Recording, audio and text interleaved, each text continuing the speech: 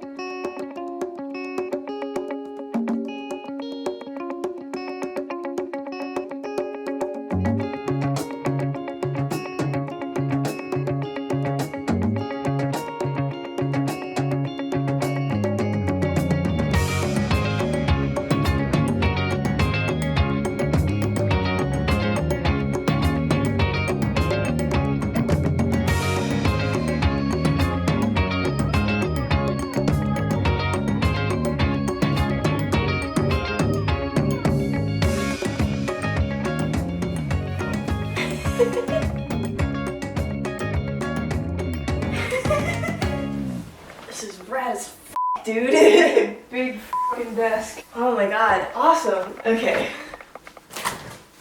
I am done here.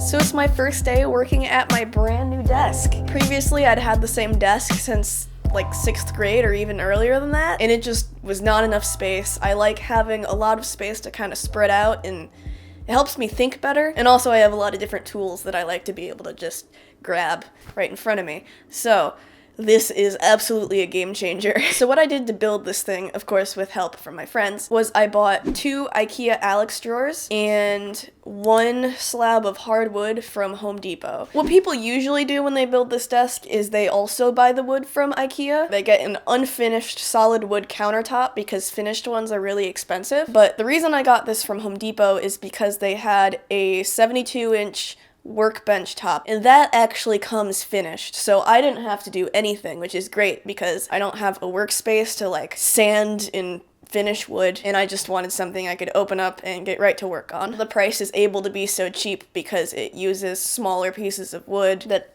have like these finger like attachments. It doesn't look like a countertop, it's a workbench. But I'm doing work on it, so it works for me. I'm currently recovering from a pretty bad illness. I had a cold all last week, but it hit me way harder than usual, and I'm a freelancer, so I don't get sick days. Things are just due when they're due, so I have been struggling so much. But finally, I am on the upswing, and I am starting to work on a new project that I'm really excited to share with you guys. If you follow my channel, you know that I love activism. I'm super passionate about doing things that make like an actual social impact, and up till now I've mostly only been able to do that through school projects. I hadn't gotten any post-college client work yet doing things like that, and I haven't been able to share that work with you all because I signed an NDA. But in summary, I've been doing a lot of e-commerce stuff, so taking a brand that already exists and adapting it to websites like Amazon and Wayfair. It's really great experience I can definitely apply in the future because I would like to sell my own stuff as well. But my life has been missing something,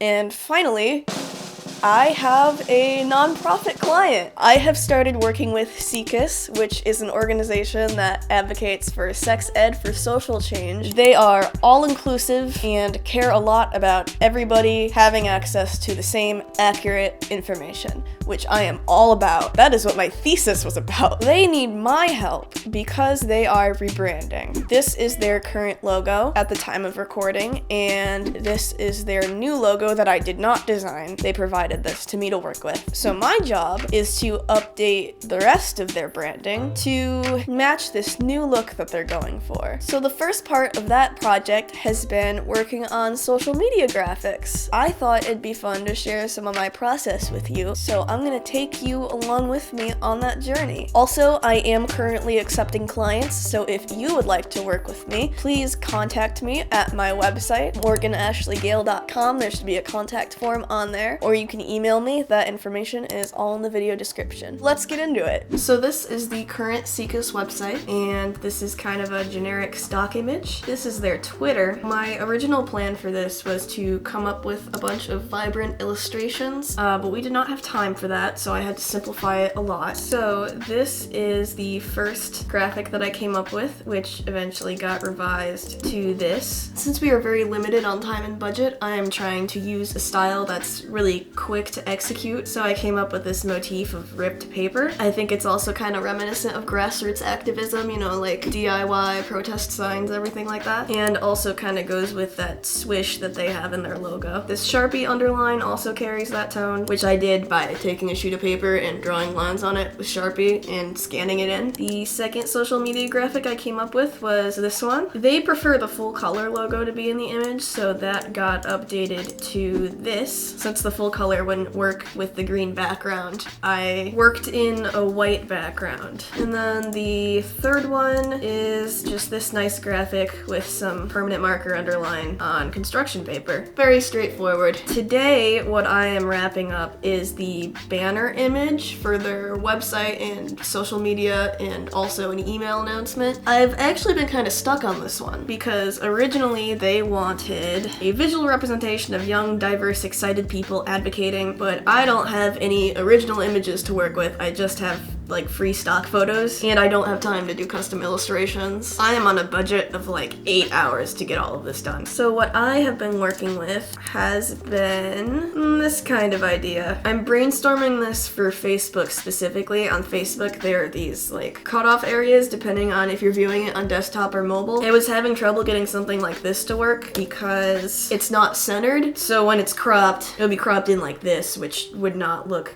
amazing. So I moved on to something more centered, and I do like this, but also I feel like it needs something. So I am kind of modifying this other graphic I did to fit the banner. So I'm gonna jump over to Photoshop and make this background transparent.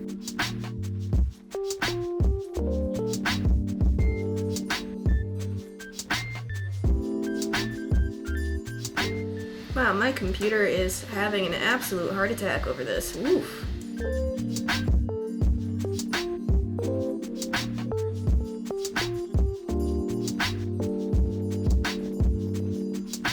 Every time I try something drastically different, I make a duplicate in case I want to go back to what I was doing before. Also, I'm in InDesign. The reason I use InDesign, honestly, it's just personal preference. I think it's easier to save versions because you can just duplicate, and it's also easier to make sure all of the type is lined up correctly. I have been having this issue with InDesign where it exports things at the wrong size. So like, I have this saved to an exact dimension, but when I export it to a JPEG, it'll like blow it up like 5 times. So when I'm done with an image, I have to drop it in Photoshop to resize it, but I still prefer InDesign, like, dramatically. Man, what am I doing? Maybe a version of this with this on the bottom?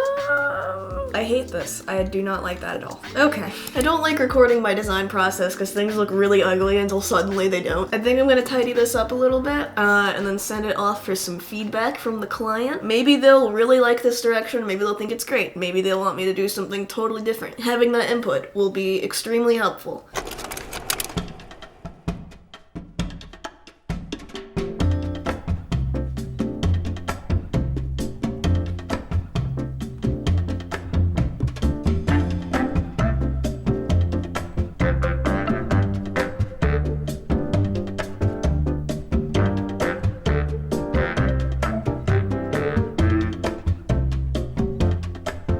So we came to the Humane Society for some stress relief because I think it's super important to not burn out, you know, take care of yourself. But we have this curse where we can't come in here without adopting a cat, apparently. And I really want this cat. I've already named him in my head. His name's Alfred. It's short for Alfredo. Yeah. Oh, he's perfect.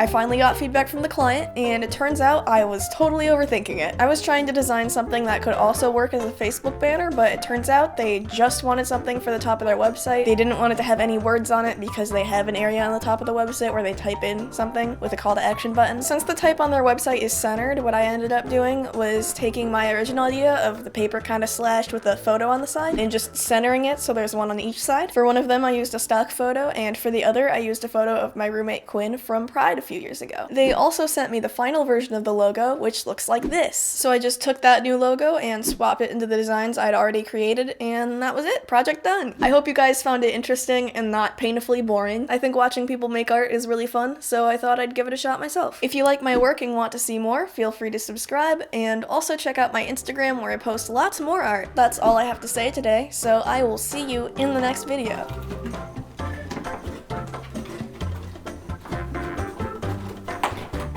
Hey, bud. What are you doing?